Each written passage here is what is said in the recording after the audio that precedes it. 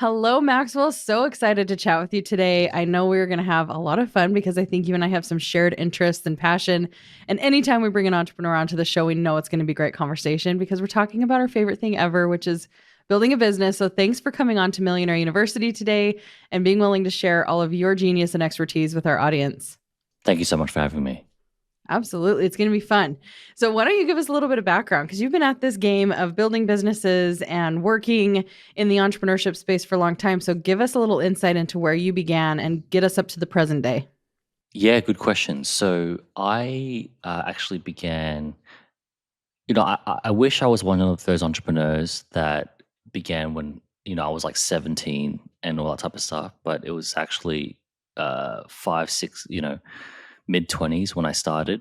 So I started off in corporate and then I just realized just can't do this anymore, So that really taught me that, like, yeah, you could make money. I was like the highest paid corporate analyst in the state, the youngest for my age, and but I just really learned the value of like alignment, and I spent the next like 12, 18 months unemployed, but just so much happier, and earning like $0 and living on the breadline. Like I would go to the supermarket and I'd calculate like the cheapest minced beef and carrots and tomato sauce and bread per 100 ounces, and then just buy that. Like wouldn't even look twice, and eggs too. And then I ate that for like a year, living in Canada at the time when I was trying to get my business off the ground, which I had no idea what I was doing. And I just really wish I had the opportunity to learn from a really experienced entrepreneur, when I was younger, and then had because what I've learned is that yeah, you got to be in alignment, but also when you're trying to do something, trying to build something for yourself, there's always a learning curve. It doesn't matter if you're a genius, you're a creative genius, or you're not a genius, you're super you're a super hustler. There's always a learning curve, and there's three options to go through that learning curve: do it your own and pay for it, which is what I did, the most expensive version. You could do it for free, and do it on someone else's time, or someone could just like take you through it, right? And I really wish I had someone to take me through it. All my business mentors and business partners, they've had other entrepreneurs take them through it, and they're definitely where I want to be in my entrepreneur journey. Yeah. And when you say take you through it, like, are we talking entrepreneurship as a whole or even a specific business endeavor? Because I know it is a whole different world when you step out of corporate or step out of the air quotes traditional path into this. Like you said, it is a learning curve and it's a whole different lifestyle. It's a whole different mindset. So when you say that, are you talking about the whole broad journey or even just the specifics of that first run at a business and what you wish you would have done in terms of investing in somebody to guide you? Yeah, yeah. What I mean by that is just working for a really good entrepreneur. So working in a business where there's less than 10 people in there. So everyone's got to interact. You're almost like like a small family, like a small sort of like basketball team type of thing.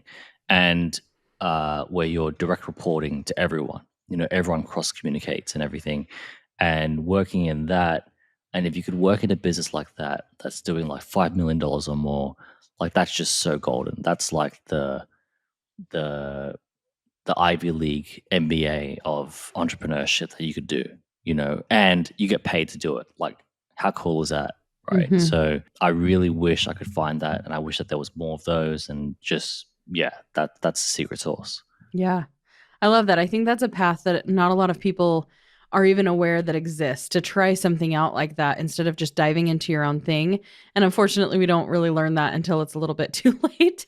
And we've invested tons of time and money and had multiple failures and realized, man, there's got to be a blueprint for this. There's got to be somebody who's walked this path before me. And like you said, instead of it necessarily having to jump into investing in a coach or an expert, really just working alongside someone, having that built in mentorship to see it in action and to work it and to touch every little point of the business. I really do feel like you said that's the gold mine. That's the best way to approach entrepreneurship if you can find it. But yeah, it's few and far between, wouldn't you say? Yeah, absolutely. But you could always. I believe that everything's in your control as well. So you could always create that. So after working from an entrepreneur, then the second best option is to just find the entrepreneur and say, hey, I want to work for you for free. And that's counterintuitive, right? Because you obviously get into this to make money, and if you're coming out of like the mindset of having a job, you never do anything for free. Mhm. But in hindsight, if I had spent like 6 months to a year, because that first 6 months to a year, I didn't earn any money anyway. So I might as well have been working for Mhm. someone for free, but getting a really good education, getting like a really good apprenticeship. So I really wish I found some kick-ass killer entrepreneur and said, hey, look, I'm going to self-fund working for you for free because I'm passionate about your industry. I think you're awesome. And this is what I want to do. And you know what? Warren Buffett did this. Warren Buffett like hassled and haggled and managed to get his investing mentor Ben Graham to mentor him for free, and he didn't stop until he said yes, and look where he is now, Yeah. right? So it's really basically mobilizing, commercializing that love of learning, but just doing it in a way that it's so tangible, because you're in a real business doing real things, making real decisions. There's real profit, real loss type of thing. Yeah. Did you before this, I know you said you were a little bit older, so did you follow the traditional path, university, education, and then into corporate or Yeah. okay. So what do you feel like because we very much prophesy here on this podcast the value in just like you're saying nitty-gritty, get in there, get the work. That college doesn't really prepare you for entrepreneurship because it's just a system that we're put through. Yeah. Do you feel like there were any benefits though and anything that gave you any kind of foundation into building? Like, would you go against that at all, or you think we're right on track? Look, I think it has value. I don't think it has, it took me 6 years to finish my degree. So I don't think it has 6 years of value. I think I could have Mhm. spent 6 years doing much better things. But let's start with university first. What university does teach you is it teaches you like discipline. It teaches you to finish something that you started. And if you don't do that in business, you don't do that in life, then you're going to end up nowhere really quickly, plus 30 years older really quickly. So university taught me like grit, determination, discipline, which is nothing to do with the curriculum that I paid for. like nothing. I took away nothing from the curriculum I actually paid for, right? So there's that. And then in the job, the job teaches you the jobs. The way I look at it now, it's just a learning curve. So it taught me people skills, taught me, sales, taught me a little bit about systems, taught me, just like how the real world works. I worked in corporate banking. I'd bank like really big clients, and what it also taught me is like these clients I worked with. Like I worked with a client that owned $20 million of like caravan parks, and he'd have like I think $2 million a year of passive income, Hmm. right, just from buying caravan parks. And then another entrepreneur that was in construction. And when I go to meet and talk to these people, and I'd be like the young analyst, there's my senior who's a relationship manager. I'm the young analyst, and we're talking to this client, and we're buying him coffee, buying him lunch, buying him dinner because he's the client, whatever. I'm just looking at him and I'm thinking, this guy isn't smarter than me. He might have worked harder than me, might have taken more risks than me, but he's not. There's nothing actually special about him. So there's Mhm. no reason why I can't be on the other side of this table. And so that was a like I your gut sort of knows that everyone's equal, and if you work hard, it's available. The American dream, right? If you work hard, anyone can have it. But I got to see it, and touch it and smell it and feel it. And that was like I was like, man, like I really feel like I've outgrown this and this role. And that started to really burden me. I was like, I'm wasting my time, I'm wasting my time, I'm wasting my time. So I think that having good mentors is one thing, but also being honest when you outgrow that situation is another thing. Like you got to be really, really honest with yourself, no matter how much you love them, no matter how much you're getting paid, right? If you're outgrowing something, then the universe is trying to say, hey, look, there's a next level for you. Mhm. You're not taking it. Yeah. Well, it's so interesting because I'm here as a producer on this show creating content with Justin and Tara, who founded the podcast, and they actually started one years ago, and I was the photographer. They hired me as the photographer to do the cover art. And now I look at how that was kind of my wake up call, similar to yours, where I looked at them and I'm like, they're only a few years older than me. We're pretty similar in our, like, we both have families. There's really not a lot of differentiation here. They've just had different experience, but I'm just as smart. And that totally sent me down a very different path to where now I'm partnering with them. Like I took the action and I really had that awareness of I could do this. I could totally do this, right? I could become a millionaire. If they can do it, I can do it. And yeah, it is really powerful to have that aha moment that really shows you can choose to pivot the path, right? You can go a totally different direction. It's just a matter of picking your heart. Which one are you willing to do? Do you want to keep going to the 9 to 5 job and punching the time clock and having that limitation on the income? Or do you want to do the hard thing? Because like you said, those first 6 months, you're not earning money. Sometimes it's those first few years you're not earning money. But the divide when you get to the end, it's like the game of life, right? You can go the college path and get the job. Nowadays, they need to like rework that game to have entrepreneurship is actually where you're going to have more money than the college route and the traditional 9 to 5. It's so funny. Yeah, and all the podcasts I'm on, we pretty much bash the 9 to 5. But I want to say that I really wish, some days I really wish that I was totally happy. Like I stayed happy because I was very happy in the beginning. Like I was like, I'm going to be CEO. Like I got 3 promotions in 5 years, worked really hard, hustled, just banged the doors down. And then I was like, wow, like I've hit my limit. Like this, it's not giving me anymore. But like I take my hat off, and sometimes I'm jealous of people who get everything they need from that because life is easier, in Hmm. that, and that's okay. But that's just not me. So so it took me a long time to be honest with myself to be able to start turning the car into a different direction. Yeah. Well, okay. So where did the car end up ultimately right now? I know you're not done. It's an ongoing journey, but what are you doing now and what kind of a business are you building that we can share a little bit more with our listeners?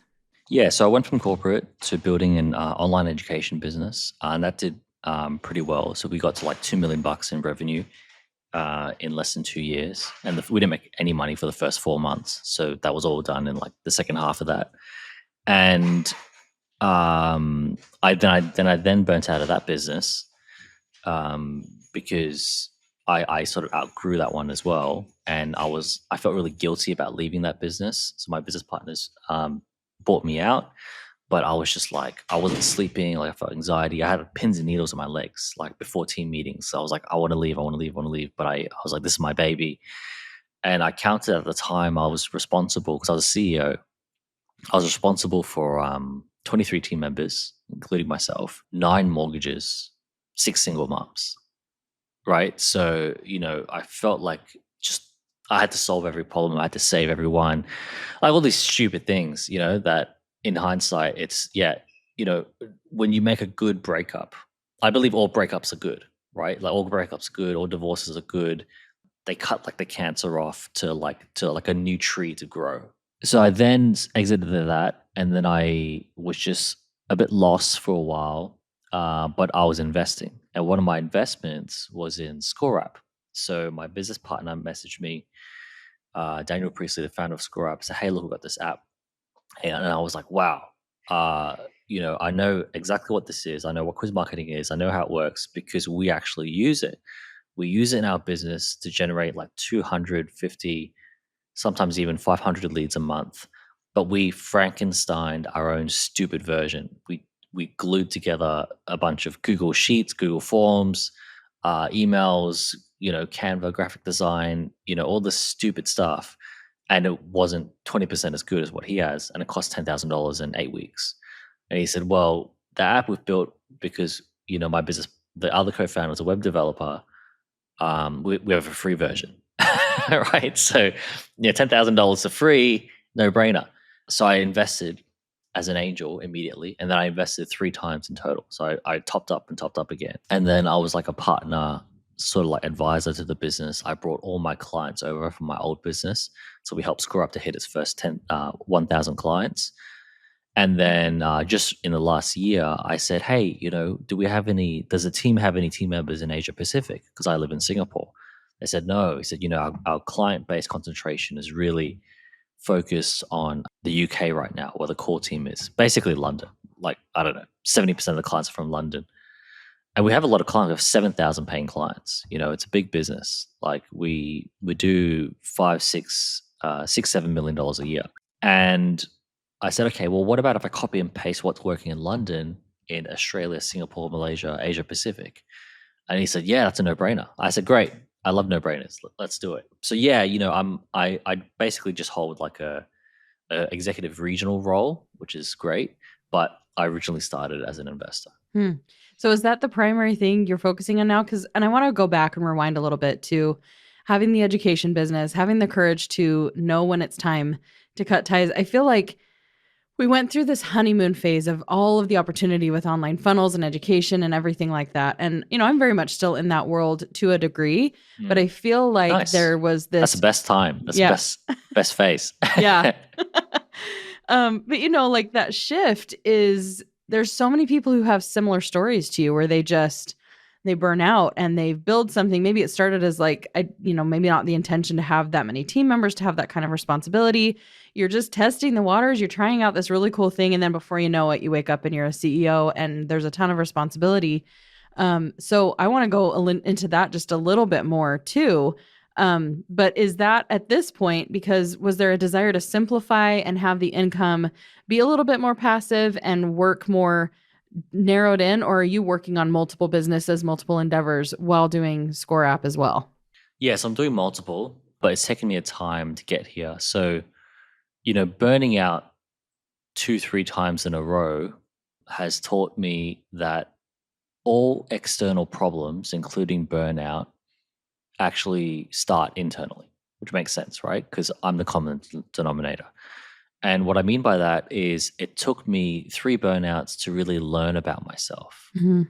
right? To learn how I work best and how I work worse. So I'll give you an example. So what I've learned about myself is that, and I think this is like the game of life. The game of life is learning about yourself and learning how to optimize yourself and finding what you love, and then just like, shooting that bullseye every morning, bang, bang, bang, bang, bang. Like, this is me. This is me. I get more of myself doing this exact same thing. Mhm. So I am my working habit is like a lion. So I'm like a short burst sprinting type of person. Like wake up in the 5 a.m. in the morning, brain dead by 10 a.m. type of person. And then I operate like 20% capacity, 20% brain capacity for the rest of the day. So a lion wakes up at like 5 a.m., takes down an elephant on its own, right? And then goes back to sleep. And that's me. Like I love taking down big elephants. Then I love just resting. And resting looks like I'm doing nothing, but really, I'm like sharpening my nails to take down the next elephant. You know what I mean? Like without the rest, there's no sprint, right? So I'm a sprinter, and also creatively, I'm also a sprinter. So like I can't schedule. I'm gonna do this work at this time. I can schedule windows, but then I'll do like in like bursts. I'll do like random bursts of it because that's just how my brain works creatively. And when I try to push it, and when I try to be like what I think everyone else should be, like the conventional way that school teaches you to be, not the amazing millionaire university, but the school that a lot of people don't like, is to be like a worker bee. A worker bee is like like little ticking over, tick, tick, tick, tick, tick, super consistent, super one step at a time. Everything's planned, everything's scheduled. But that only works for so many people. And because I kept trying to fit into that box, I didn't realize like what I needed to keep my batteries fully charged. I kept burning out. So, one of the things I really focus on now is how do I make sure that my battery is always charged so that I'm a super dad, I'm a super husband, I'm a super entrepreneur, I'm a super happy, friendly guy whenever you meet me, any time of the day. Because if it breaks in one place, it breaks in all other places real quick, Mhm. and then I become in all places real quick. Yeah. That's really, again, it's one of those things where it should be a prerequisite, and you wish that was available to everybody to realize that that's what they need before hitting the burnout and Mm, before finding their limit. But sometimes I think it's just more often than not, people have to find that limit. They have to hit that point to even know that it's a need. We can tell Mm. everyone, we can give when we'll give you fair warning, like know yourself and know your energy. And I'm actually an emotional intelligence coach now. And I wish that I'd had the Mm. tools that I have now to know myself and to understand why I'm acting the way that I do. It would have saved me money. It would have saved me time and so much heartache. And I would have had a very different approach to every business that I've started or built. But I only got there because I burned out and I hit that wall so many times, right? So, you guys, if you take nothing else Yeah. from this conversation, just take our word for it and do the core work, the inner work, because it makes the whole outside, everything you're going to touch and do, so much easier. And just, yeah, take our word for it. It's so much better. Yeah, and you just got to be really honest with yourself. I used to beat myself up, right? Because I'm like, oh, why can't I be like this? Why can't I be like that? Well, it's like, hold on, not everyone is the same type of animal. Like working animal. Like my sister, she's so chaotic and random. She's like a dolphin.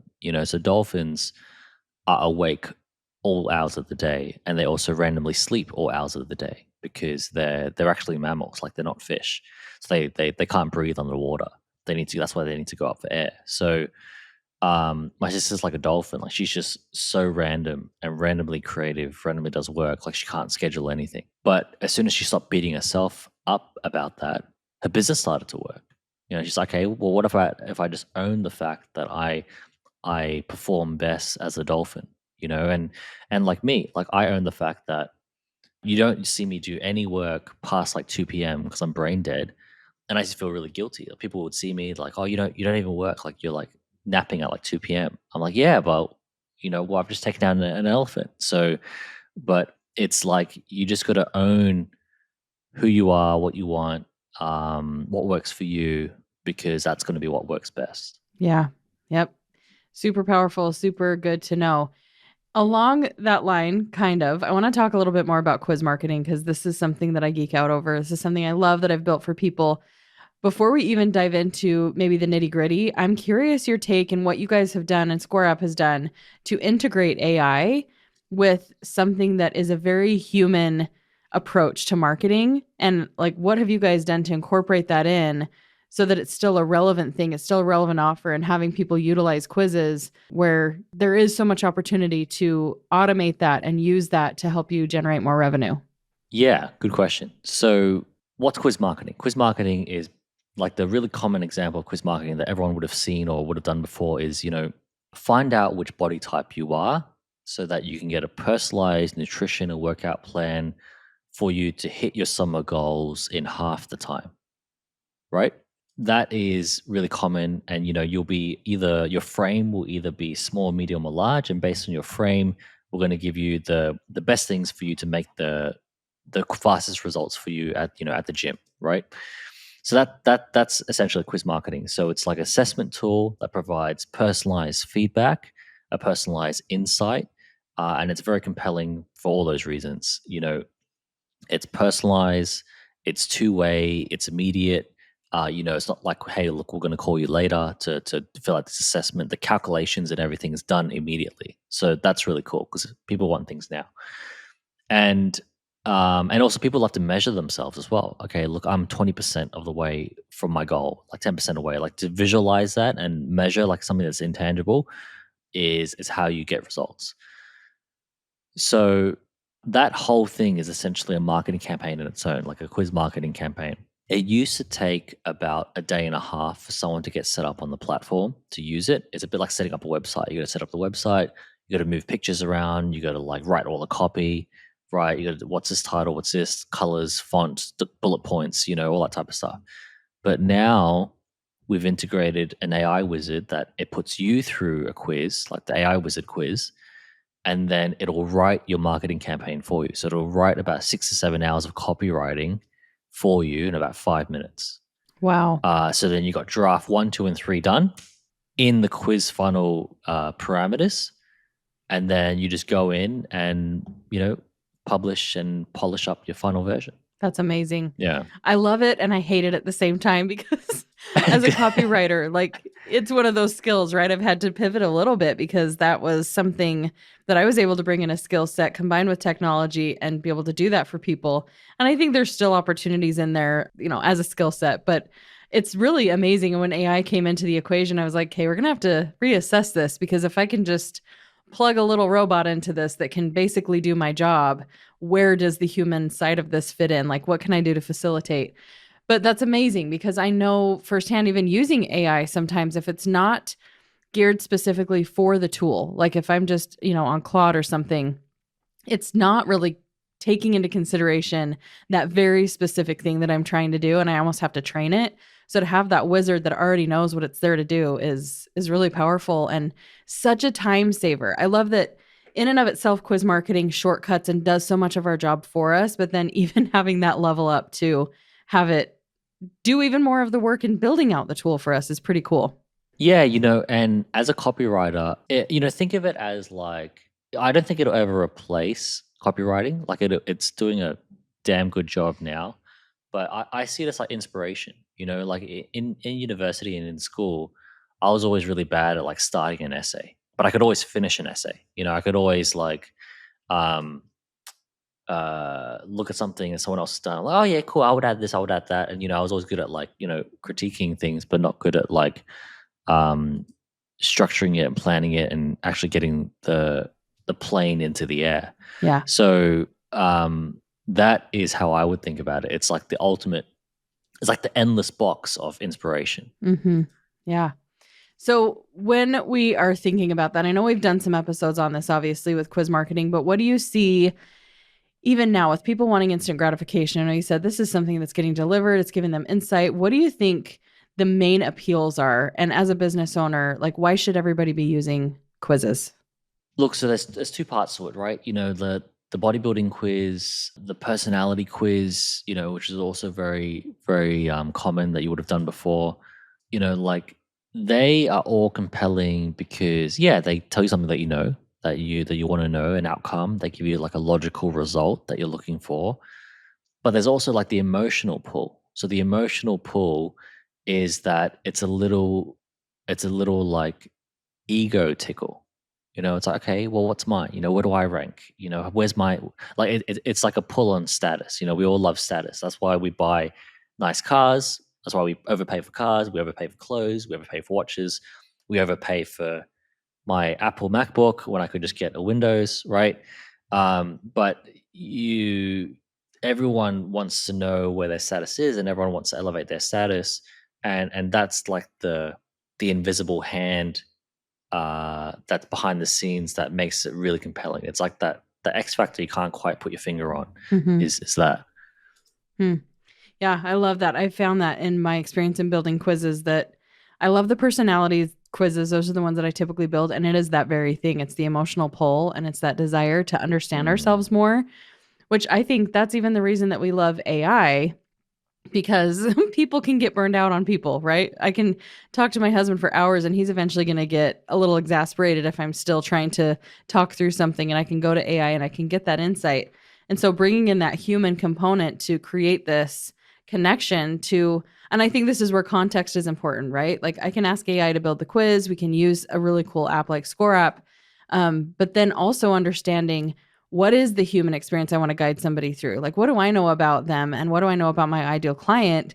And how can I bring that nuance in there and create a really personal journey for them so that it's not just generic answers and it's not just telling them what they want to hear, but really insightful. And what do I know as an expert that they don't even know they want to know? I think that's where the tricky part comes in is even knowing Yeah, yeah. positioning, right? That's huge. So this book, this scorecard marketing book that we want to get some copies out to your listeners, it goes into so there's like two tiers of client, right? So you imagine like the client pyramid. So in a pyramid, at the top 3% of any market are ready to buy right now, Mm-hmm. right? So they're like the people who they're ready to buy a house. They're walking around. They've already gone to the bank and they've already got their home loan, their mortgage pre-approved, and they're out shopping, right? That's like ready to buy, top 3%. Um, Everyone goes after that market.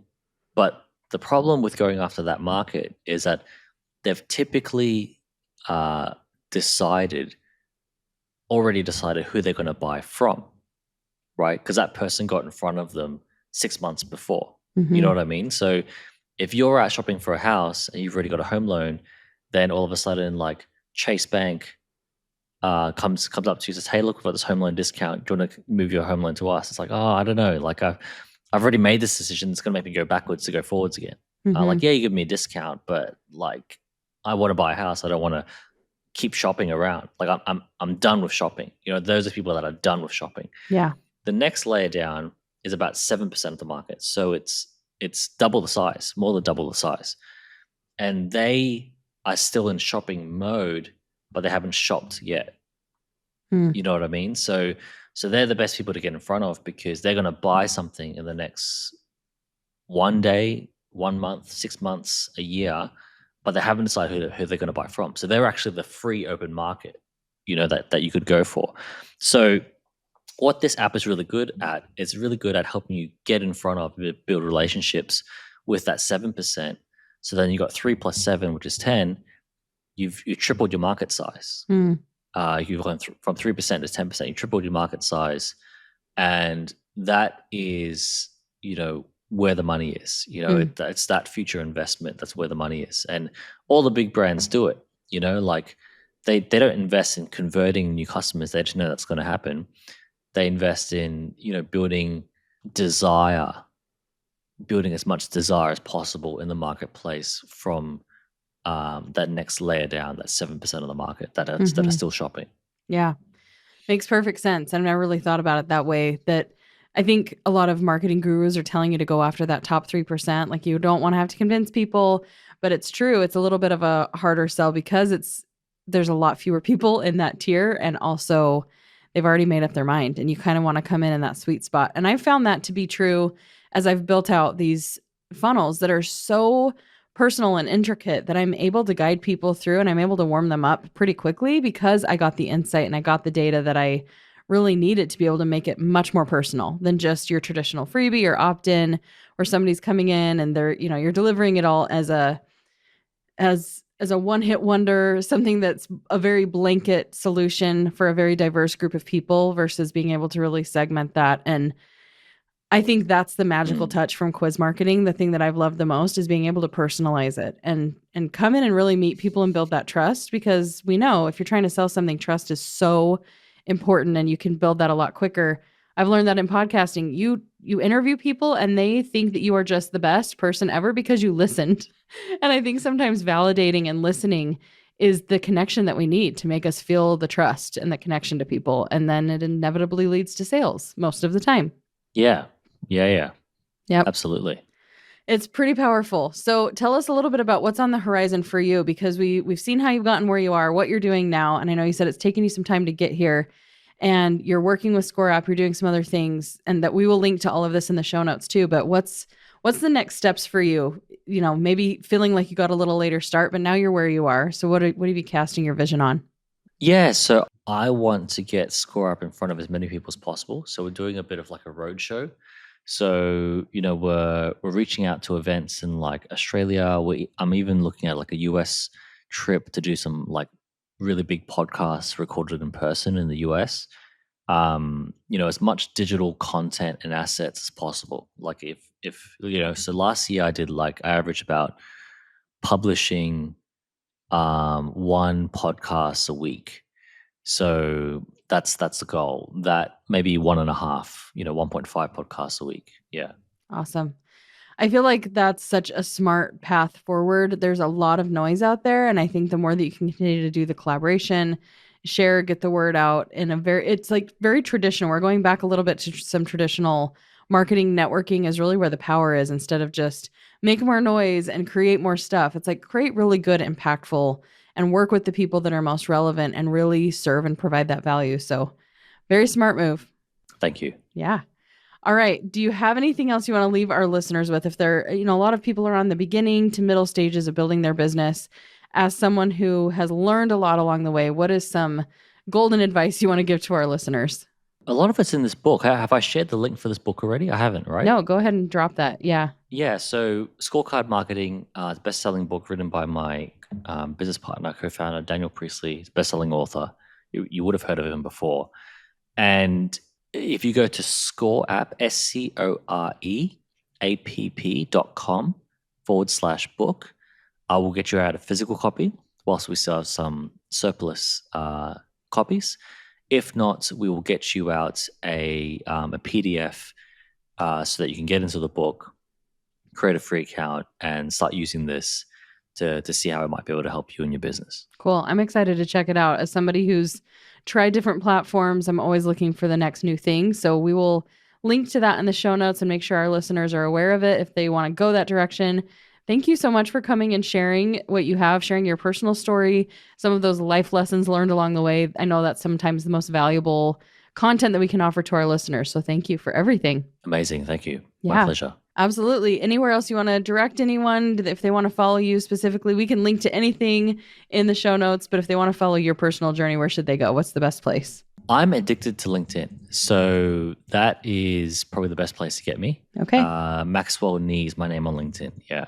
Awesome. Cool. All right. Thank you so much again, Maxwell, for joining us, and everybody else listening. We hope you've enjoyed this one and gotten a ton of value. And good luck in everything that you're doing moving forward. No worries. Thank you. You too. Thank you.